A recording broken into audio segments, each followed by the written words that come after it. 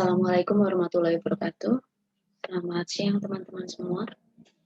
Kita berjumpa kembali dalam TOEFL Preparation Course dan hari ini kita akan membahas tentang section 3 yaitu reading.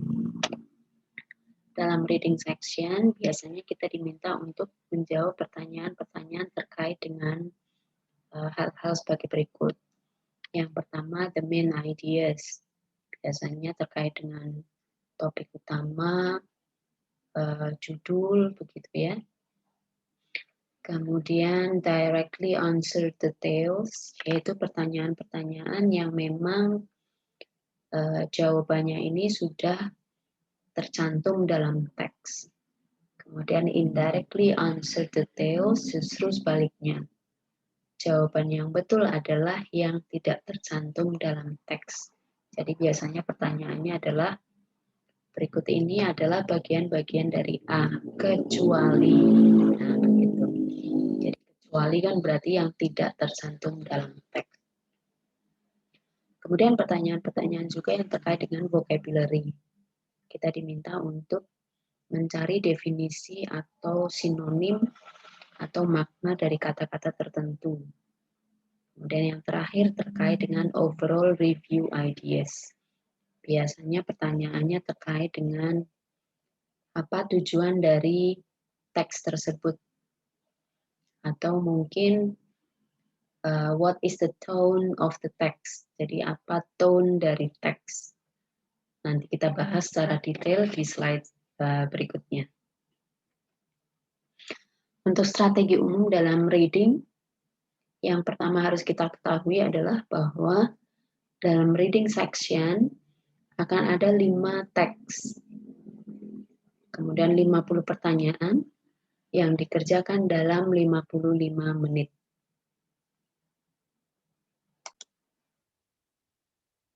Jadi dalam 55 menit itu kita diminta untuk membaca teksnya dan mengerjakan 50 pertanyaan. Nah ini memang waktu yang sangat terbatas ya untuk mengerjakan semua pertanyaan itu. Jadi harapannya ya kita efektif menggunakan waktu. Be familiar with the direction. Seperti biasa kita harus sudah paham petunjuk-petunjuk dalam masing-masing section. Yang tips ketiga, do not spend too much time to read the passage. Jadi sebisa mungkin kita membaca teksnya itu sekilas gitu. Jangan terlalu banyak menghabiskan waktu hanya untuk membaca teks tersebut. Do not worry if you are not familiar with the reading topic. Tidak usah khawatir jika kita menemukan teks yang memang jauh dari pemahaman kita secara topik ya. Karena sebetulnya semua informasi yang kita butuhkan untuk menjawab pertanyaan itu sudah ada dalam teks. Do not spend too much time on a question you are unsure of. Jangan terlalu banyak menghabiskan waktu untuk mengerjakan suatu soal. Jadi ketika kita ragu-ragu, tinggalkan saja. Nanti ketika memang sudah selesai mengerjakan yang lain, sejumlah 50 soal, misalnya sampai nomor 50, kita bisa kembali ke nomor-nomor awal. Focus firstly on the easiest questions. Bagi saya pribadi, mengerjakan reading section ini, saya lebih senang mengerjakan soal-soal yang terkait dengan vocabulary terlebih dahulu. Jadi saya habiskan dulu, saya cari nomor 1 sampai nomor 50 yang terkait dengan vocabulary itu yang mana saja. Kemudian saya kerjakan semua, baru saya kembali ke awal untuk mengerjakan yang bentuk-bentuk yang lain. Yang terakhir, never leave any answers blank. Seperti biasa, tidak ada penalti dalam TOEFL test, jadi sebisa mungkin semua pertanyaan terjawab.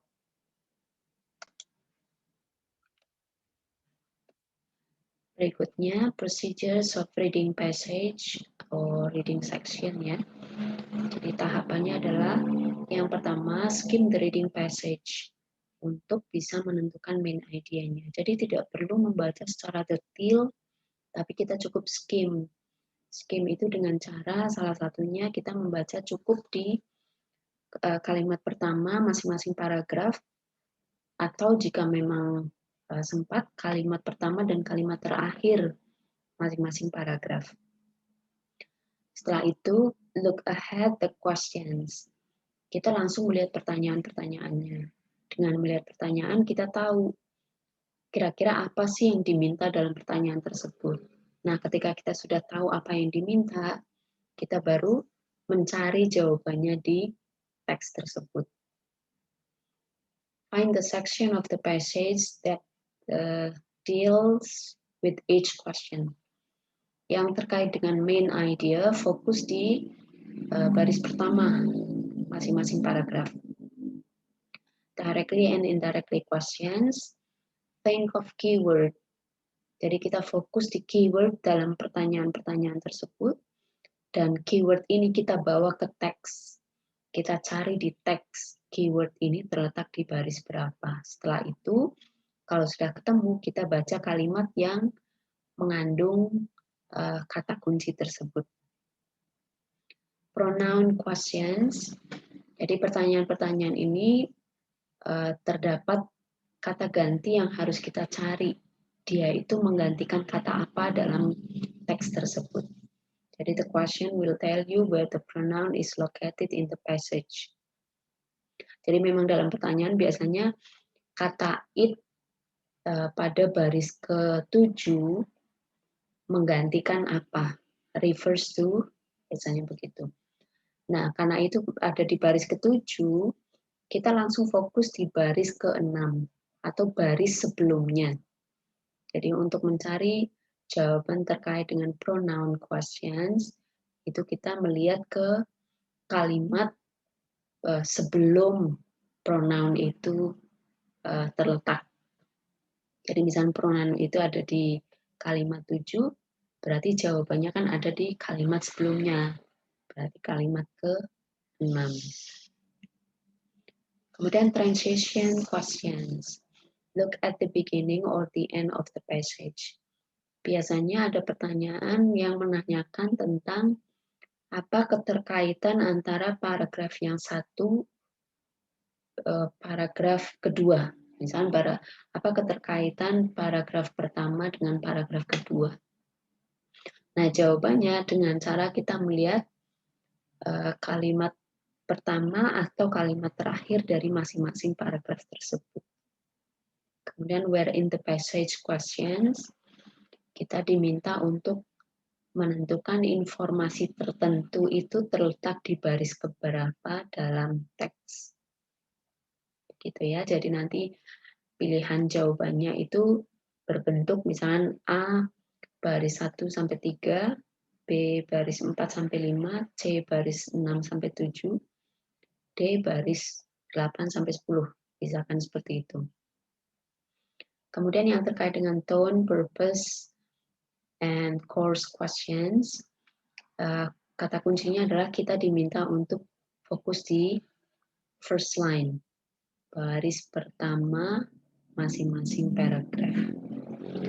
Kemudian tahapan berikutnya adalah read the part of the passage that contains the answer correctly. Ya tentu saja ya kita fokus di teks itu membaca kalimat yang ada kata kunci dari pertanyaan, karena biasanya di situ jawabannya. Eliminate definitely wrong answers. Jadi dari 4 jawaban, mungkin saja tanpa kita melihat teks, kita bisa menyisihkan 2 yang mungkin salah, berarti tinggal 2 pilihan yang harus kita tentukan mana yang jawaban yang paling tepat. Jadi dengan mempersempit pilihan, kemungkinan kita menjawab betul itu lebih besar. Ya, kita langsung menuju ke skills yang harus dimiliki ketika kita melakukan reading section dalam TOEFL test. Yang pertama, answer main idea questions correctly. Main idea tadi fokus di baris pertama. Nah, ketika teks tersebut terdiri dari lebih dari satu paragraf, kita diminta untuk fokus di masing-masing the beginning of each paragraph. Jadi kita diminta untuk fokus di permulaan atau kalimat pertama masing-masing paragraf.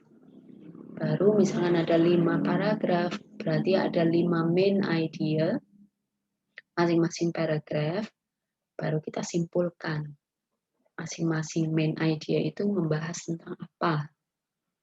Pasti merujuk ke satu topik utama.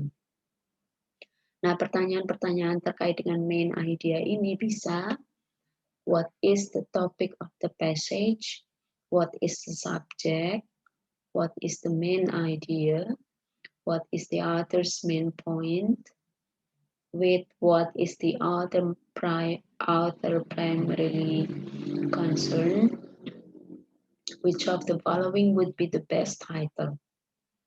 Jadi ini pertanyaan-pertanyaan yang nanti jawabannya berupa main idea.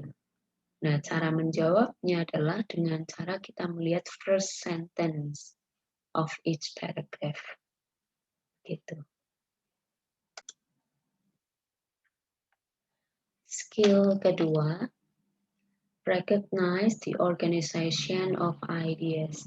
Biasanya kita juga diminta untuk menyimpulkan keterkaitan paragraf yang satu dengan paragraf yang lain. Pertanyaannya bisa berbentuk how is the information in the passage organized, atau how is the information in the second paragraph related to the information in the first paragraph. Jadi kita suruh mengkaitkan kira-kira paragraf pertama dengan kedua itu hubungannya apa. Gitu ya. Nanti coba teman-teman lihat di halaman 145 itu untuk praktis skill 2. Untuk exercise juga nanti teman-teman bisa latihan sendiri ya, dengan membuka di modul dan di bukunya. Nah, terkait dengan recognize the organization of ideas, cara menjawab pertanyaan terkait hal ini adalah dengan cara kita melihat the first sentence of the appropriate paragraph, kemudian look at words that show relationships. Jadi tentu saja kita harus melihat paragraf yang diminta keterkaitannya, paragraf 1 dan 2. Kemudian kita lihat keyword-nya, kata kunci yang menunjukkan ada kaitan antara paragraf 1 dan 2 itu kata apa. Kemudian hubungannya kira-kira seperti apa. Kalau di halaman 145 kan yang teks itu kan yang pertama ada 3 paragraf ya. Nanti teman-teman dibuka silahkan. Paragraf pertama berbicara tentang penemu baseball. Yang di situ disebutkan adalah bernama Abner Doubleday. Paragraf kedua masih membicarakan Doubleday juga was given credit for this invention. Jadi dia mendapatkan penghargaan atas penemuan ini. Nah, ketika paragraf ketiga itu justru sebaliknya, bahwa penemuan baseball oleh Doubleday ini tidak diakui oleh halayak gitu ya. Makanya ketika pertanyaannya adalah bagaimana keterkaitan paragraf 1 dengan yang lain, jawaban dari pertanyaan ini adalah yang A. The idea is presented and then refuted. Jadi informasinya disajikan tapi kemudian didebat, ditolak atau didebat. Jadi itu keterkaitan masing-masing paragraf dalam teks ini. Untuk exercise-nya nanti dikerjakan sendiri ya.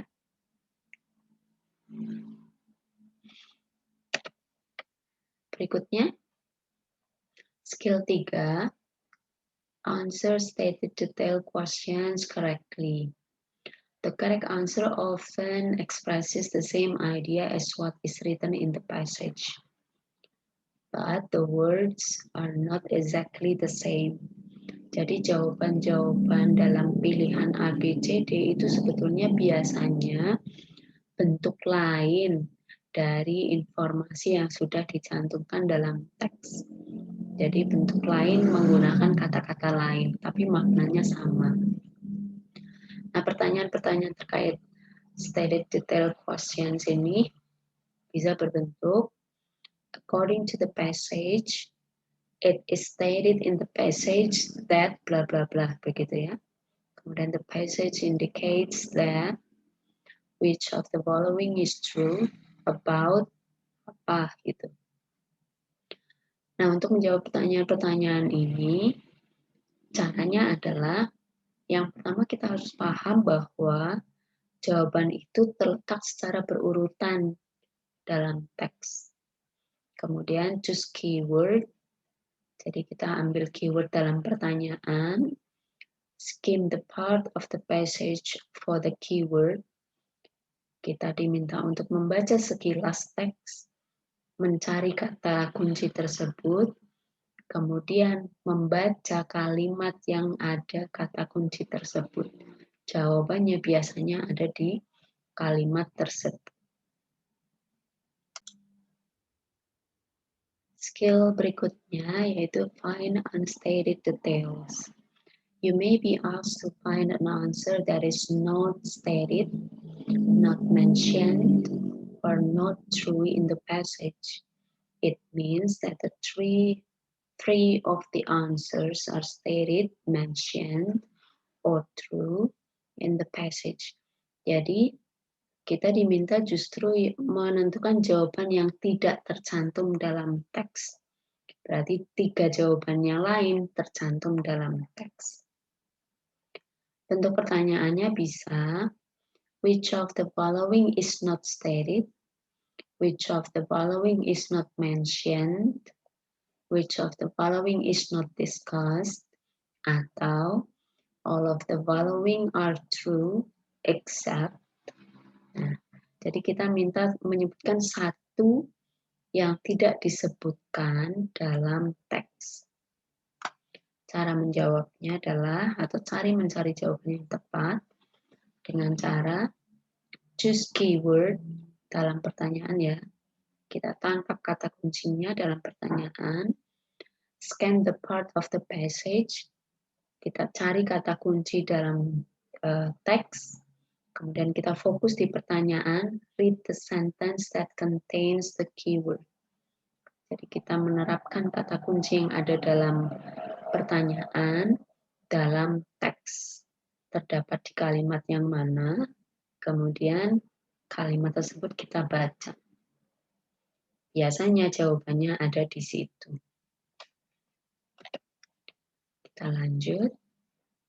Find pronoun reference. Pronoun itu kata ganti.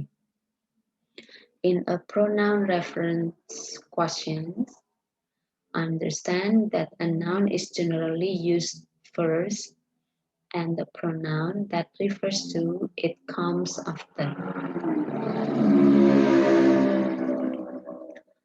Pertanyaan-pertanyaan terkait dengan pronoun reference questions bisa berbentuk the pronoun it in line X refers to which of the following. Jadi misalkan the pronoun it in line 7 refers to, biasanya begitu ya. Nah, kalau misalkan di sini ada kata line 7, baris ke-7, nah berarti kita mencari jawabannya itu ada di baris sebelum baris ke-7. Jadi baris ke-6. Jadi kita mencocokkan kata it itu menggantikan kata apa sih di dalam baris ke-6. Begitu ya. Bagaimana cara menjawabnya? Cara mencari jawaban yang tepat adalah kita harus paham bahwa the noun that the pronoun refers to is generally found before the pronoun. Kata benda yang diminta atau digantikan oleh pronoun biasanya terletak sebelum pronoun. Pronounnya di baris ke-7, berarti nounnya terletak di baris ke-6. Locate the pronoun in the passage. Kata it contohnya tadi kita terapkan dalam teks. Kemudian look for the pronoun. Oh, ternyata kata it ada di baris ke-7 tadi, berarti kita diminta untuk melihat kalimat sebelum pronoun itu berada. Kemudian try each of the nouns in the context. Setelah kita menemukan it, ada kata benda di kalimat sebelumnya, kita coba cocokkan. Lebih tepat, it itu menggantikan kata benda yang mana. Gitu ya. Untuk exercise nanti kerjakan ya. Skill 6. Answer implied detailed questions correctly. Some information will be given in the passage. Informasi-informasi yang kita butuhkan sudah ada dalam teks. Kita tinggal diminta untuk draw a conclusion from that information. Jadi diminta untuk menyimpulkan. Contoh pertanyaan terkait hal ini, di mana kita diminta untuk menyajikan kesimpulan, bisa ditandai dengan it is implied in the passage that, it can be inferred, it is mostly likely that, what probably happened. Nah, ini kita diminta untuk menyimpulkan informasi yang kita temukan dalam teks. How to find the answer? The answers to these questions are found in order in the passage. Jadi secara berurutan, maksudnya berurutan itu nomor 1 biasanya ada di awal teks, nomor 2 setelah awal, terus nomor 3 bisa di pertengahan begitu ya. Kemudian choose a keyword, seperti biasa kata kunci dalam pertanyaan harus kita pegang. Setelah itu kita terapkan dalam teks. Kira-kira kata kunci itu ada di baris keberapa. Nah, baris keberapanya itu yang menjadi fokus kita untuk mencari jawaban yang tepat. Skill 7. Answer transition questions correctly. Seperti di awal tadi saya sampaikan, a paragraph may start out with the idea of the information in the previous paragraph. Jadi bisa saja sebuah paragraf itu diawali dengan ide utama atau pikiran utama dari paragraf sebelumnya. Biasanya begini, kalimat terakhir dari paragraf nomor 1, paragraf pertama, itu bisa menjadi pikiran utama di paragraf kedua. Begitu ya. Jadi it also end with an idea will be developed in the following paragraph. Jadi begitu. Kalimat pertama di paragraf pertama, kalimat terakhir di paragraf pertama bisa menjadi ide utama di paragraf berikutnya. Kemudian contoh pertanyaan terkait hal ini, the paragraph preceding the passage probably. Misalnya kita sedang membaca paragraf pertama. Kemudian kita diminta untuk memprediksi jika ada teks atau jika ada paragraf sebelum paragraf pertama ini, kira-kira akan membahas tentang apa. Atau sebaliknya, what is most likely in the paragraph following the passage. Misalnya kita sedang membaca paragraf terakhir. Kira-kira nanti kalau ada teks lain setelah paragraf terakhir ini akan membahas tentang apa. Bisa saja seperti itu. Cara mencari jawaban yang tepat adalah look at the first line of the passage for a preceding question. Maksudnya preceding question ini seperti ini. The paragraph preceding the passage probably.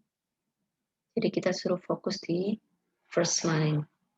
Tapi kalau pertanyaannya adalah what is most likely in the paragraph following the passage, kita suruh fokus di kalimat terakhir dari paragraf tersebut, paragraf yang sedang kita baca.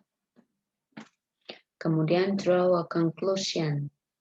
Kita suruh menyimpulkan apa yang sekiranya muncul sebelum paragraf ini atau informasi apa yang muncul setelah paragraf ini. Yang terakhir, choose the answer that is reflected in the first or the last line.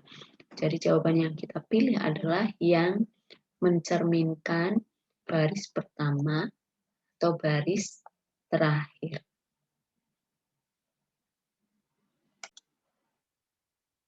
Skill 8.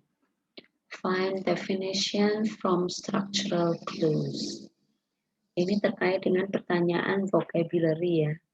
Jadi dalam menjawab pertanyaan vocabulary, kalau misal kita tidak tahu arti kata-kata yang diminta, biasanya ada structural clues. Ada kata kunci yang berbentuk punctuation, tanda baca, restatement. Restatement itu pengulangan kembali pernyataan gitu. Atau bisa dalam bentuk example, contoh. Pertanyaan terkait dengan vocabulary kan biasanya seperti ini. What is the meaning of X in line Y? Jadi apa makna dari kata A di baris ketujuh misalkan. Atau the word X in line Y is closest in meaning to, atau the word X in line Y could best be replaced by. Ini intinya menanyakan tentang makna sebuah kata. Nah, jika makna sebuah kata itu bisa dicari di teks berdasarkan structural clues-nya, cari kata-kata yang terletak setelah tanda baca. Misalkan ada kata friend, kemudian kok ditandai dengan koma, terus berikutnya adalah a body of. Body itu kan artinya sama dengan friend ya.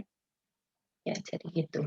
Bisa juga intinya ketika pertanyaan terkait dengan vocabulary, bisa mencari artinya dengan cara melihat ini, tanda baca. Jadi kata-kata setelah tanda baca, setelah kata yang diminta, kemudian ditandai dengan tanda baca, kata berikutnya itu bisa jadi arti dari kosakata yang diminta. Atau juga berbentuk restatement, pengulangan, tapi dalam bentuk kata yang lain. Ditandai dengan kata or, that is, in other words, atau i.e. Itu ya. Jadi kalau sebelum kata ini friend or kok body, oh body ini berarti arti dari kata friend. Kemudian example bisa juga dalam bentuk contohnya. Jadi misalnya friend such as gitu. Terus kata setelah such as ini bisa jadi adalah makna dari kata friend. Gitu ya. Nah, cara mencari jawabannya adalah find the word in the passage. Cari kata-kata yang diminta dalam pertanyaan dalam teks. Kira-kira ada di baris keberapa. Setelah itu, locate any structural clues. Maksudnya, apakah ada tanda baca setelah kata tersebut? Ataukah apakah ada penanda restatement seperti ini? Atau mungkin ada penanda example seperti ini. Berarti setelah kata-kata ini, setelah tanda baca ini, bisa jadi dia adalah makna dari kata yang diminta. Gitu ya. Jadi read the part of the passage after the structural clues. Ini cara menjawab pertanyaan terkait dengan vocabulary. Cara yang lain, determine meanings from word parts. Kita juga bisa mencari makna kata dengan cara menganalisis bagian dari kata tersebut. It is sometimes possible to determine the meaning of the word by studying the word parts. Contoh, ada kata mistake. Kata mistake artinya adalah, kata mistake ini diawali dengan miss. Miss itu ternyata artinya error, kesalahan. Berarti mistake itu artinya kesalahan. Kata lain misalkan, ada kata revive. Revive ini ternyata ada kata vive-nya ini ya. Vive ini V-I-V ya. Revive ini, vive itu artinya ternyata itu live. Live. Jadi vive ini live, contohnya dalam kata revive. Atau mungkin kata yang lain, ada kata mall. Jadi kalau ini mal ya, mal praktik misalnya begitu ya. Mal praktik kan ada kata malnya kan. Nah, mal itu di situ artinya bad. Jadi praktik yang tidak baik. Jadi bisa mencari makna kata berdasarkan clip word-nya, potongan kata. Seperti ini. Ini ya, nanti bisa dipelajari lagi ya. Skill 10. Use context to determine meanings of typical words. Jadi kalau memang kita nggak tahu artinya sama sekali, kita diminta untuk membaca konteksnya. Kata tersebut digunakan dalam konteks apa? Jadi the passage will probably give you clear indication of what the word means. Jadi berdasarkan konteks. Pertanyaannya sama. Apa makna kata A pada baris ke-7? Misalkan. Cara menjawabnya, find the context surrounding the unknown word. Jadi kita diminta untuk memahami konteksnya. Find the word in the passage. Jadi kita cari kata-kata tersebut dalam teks. The sentence that contains word. Baca kalimat yang mengandung kata tersebut. Look for the context clue. Kita diminta untuk fokus kepada konteks dalam kalimat tersebut. Biasanya ketemu makna dari kata tersebut. Gitu ya. Skill 11. Use context to determine meanings of simple words.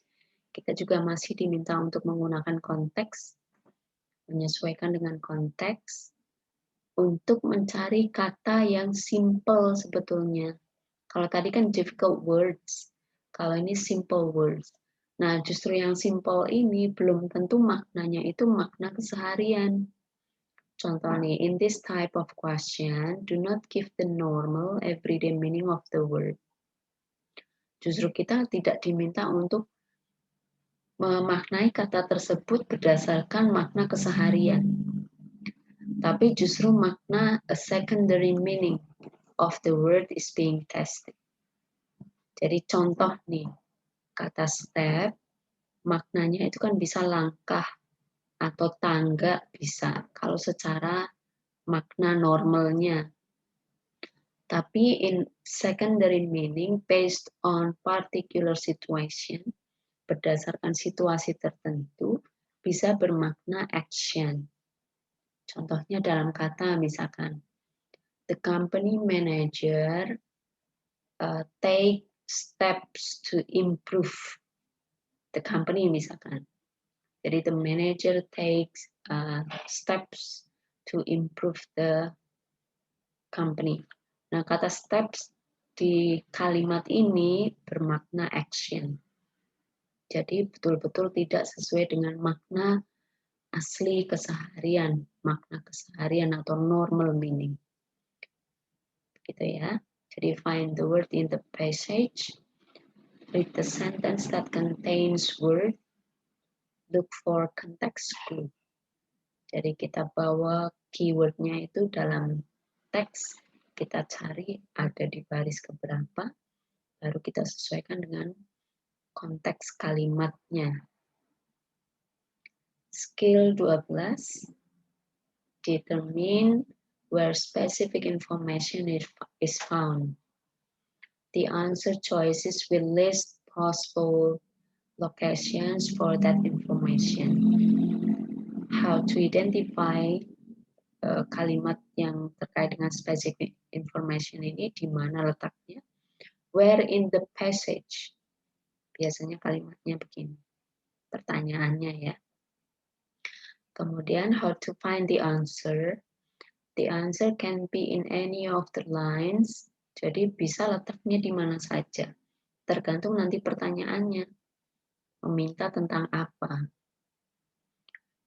Kemudian skim the appropriate parts of the passage to look for the keyword.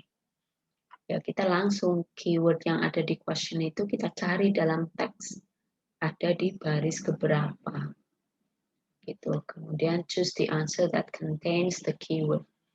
Ada di baris keberapa, kita tinggal tentukan. Baris 1 misalkan, atau baris 4. Nah, dari jawaban A, B, C, D, ada yang merujuk ke baris 4 misalkan. 3 sampai 5, berarti kan baris 4 ada di dalam itu. Berarti kita memilih jawaban yang itu. Skill terakhir untuk reading section adalah determine the tone, purpose, and course. Kalau pertanyaan what is the tone of the passage, biasanya pertanyaan tersebut meminta jawaban terkait dengan author's emotion. Emosi sang penulis ketika menulis teks tersebut itu apa? Apakah sifatnya dia hanya menginformasikan, kemudian menjelaskan, atau bahkan terkait dengan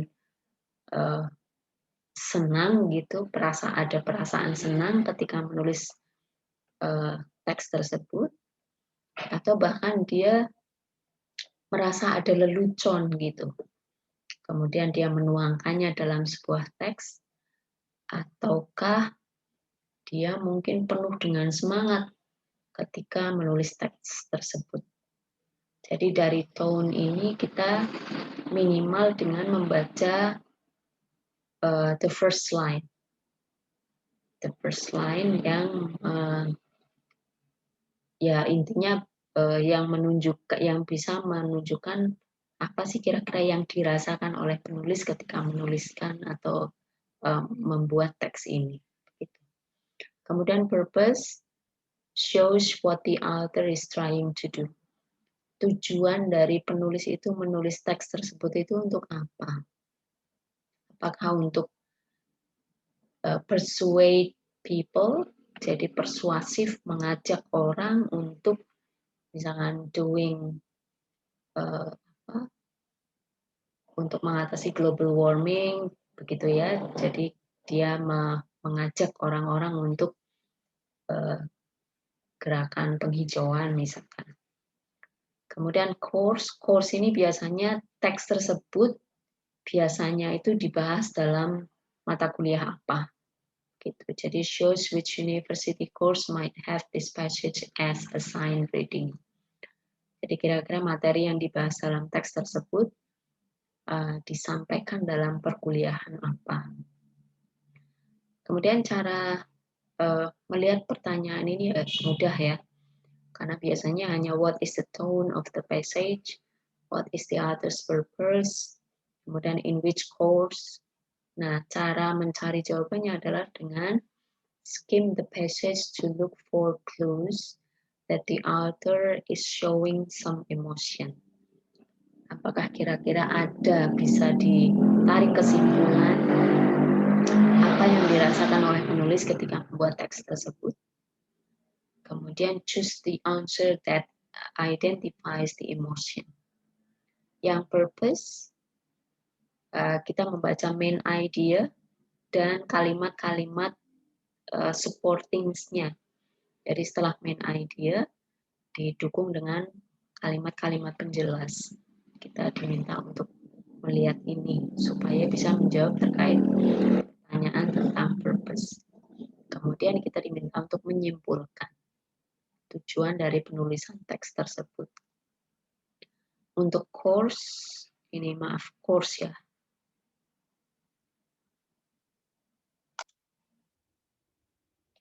Ya, untuk course sama juga untuk yang purpose ya, kita diminta untuk melihat main idea sama menyimpulkan. Tapi kalau untuk course mungkin agak mudah ya, sama tujuan juga agak mudah. Mungkin di antara yang tiga ini yang agak susah adalah yang tone, karena kita betul-betul harus ikut merasakan juga gitu, merasakan juga apa yang dirasakan oleh penulis ketika membuat teks tersebut. Ya, ini nanti teman-teman juga bisa pelajari lebih lanjut selain di modul dan buku. Referensi utama dalam penyusunan materi tutor course ini adalah ini.